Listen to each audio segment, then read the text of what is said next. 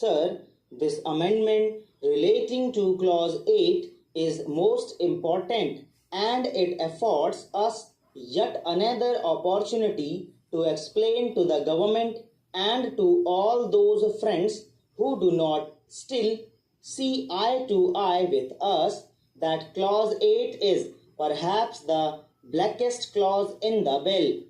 We have made it very clear, Mr. Deputy Chairman, that we have very many clauses in this bill to support. That is a matter of great satisfaction to us. Now, sir, whatever the government may be saying, whatever the Prime Minister may be theorizing, whatever new discoveries may be made by him with regard to the proposition of linguistic states and whatever accusations may be made against the other parties of breaking the unity of India, the fact remains that the States Reorganization Bill, as we have it before us, recognize in practice the reorganization of India largely on the basis of language. Nothing can detract this outstanding fact with regard to this bill. Therefore, sir, let us be very clear about it. It is not something that we are saying for the first time, and it is not something which is very extraordinary. The whole bill is based on the acceptance of the underlying principle of linguistic reorganization of states. A number of states on this basis are going to come into existence. But when we come to that region of Maharashtra and Gujarat, we find a different type of dispensation meted out to them. There is no logic in it, there is no reason in it, and there is no principle in it except that the ruling party, because of certain reasons, suddenly decided upon taking this preposterous course. Mr. Deputy Chairman, Clause 8 creates a bilingual state of Bombay, but I can tell you straightway that the bill was circulated to the various state legislatures. It did not contain the provision of the kind that we have before us. Thus, the people in the states and their legislators, in principle, were denied the opportunity of addressing their mind to this particular clause which we have before us. They discarded certain other things too. It was open to them to discard this matter also. They could not foresee that the government would suddenly so change its mind that it would be necessary to discuss it. They concentrated on the provisions of the bill based on the recommendations of the Commission. They had before them two important documents. One, the Commission's recommendations with regard to Bombay, and the other, the proposals contained in the bill that went to them.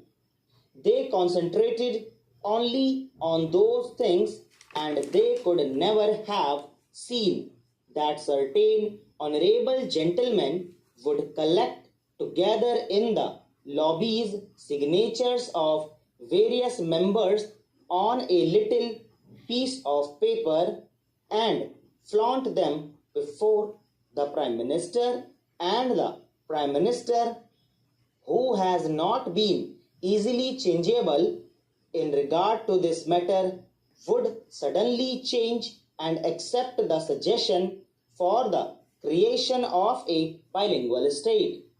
That is how this clause came into existence. And today, sir, in this house, we are called upon to support this clause regardless of what the Maharashtrian think about it and regardless of what the Gujaratis think about it. Mr. Deputy Chairman, it pains us when we hear the Honorable Minister talking in one breath with regard to Himachal Pradesh and other states about the people's will, and yet when it comes to the question of Gujarat, that right is denied to it. We find today before our eyes the mighty upsurge of the people of Gujarat demanding a linguistic state, and it is perfectly known to the government as to anybody else in the country that the people of Gujarat to a man are opposed to this provision of the bill. And also, sir, the people of Maharashtra are opposed to this bill. Are these not facts? Can you explain why you are ignoring them? I found grave silence on the part of the Home Minister when he spoke in reply to the debate. He had nothing to say about the situation obtaining in Gujarat except to express his feelings for Shri Morarji Bhai Desai. All of us have got feelings for him, but greater are the people of Gujarat. I should have thought it that the tumultuous development which is shocking Gujarat to its very depth would have stirred the conscience of the honorable ministers. They should have told us as to what is this thing that is happening there. They should have told the House why they are ignoring the feelings that are coming from Gujarat that this particular provision has got to be amended.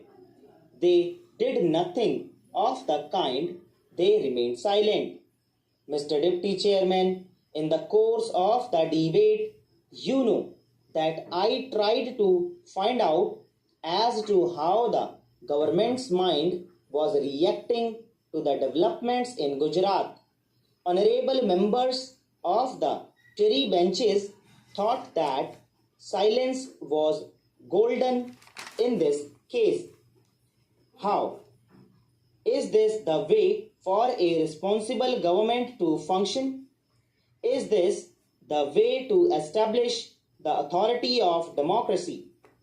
Is this the way to present to the parliament, to the people, this question?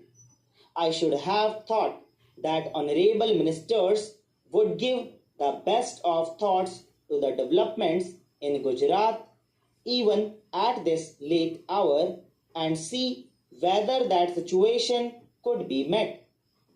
We wished certain changes in the bill which would be acceptable to the people of Gujarat. A dogmatism has taken possession of them. Once they have decided that a bilingual state should come, they decided that it shall remain. I tell you that you are swimming against currents.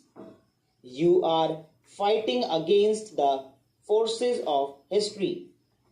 Mr. Deputy Chairman, we were surprised to hear the Honorable Home Minister talking about the unanimous verdict of the Lok Sabha. It is true that when the bill was put to vote finally, there was not a single dissenting voice. How could there be? Because there are many provisions in the bill.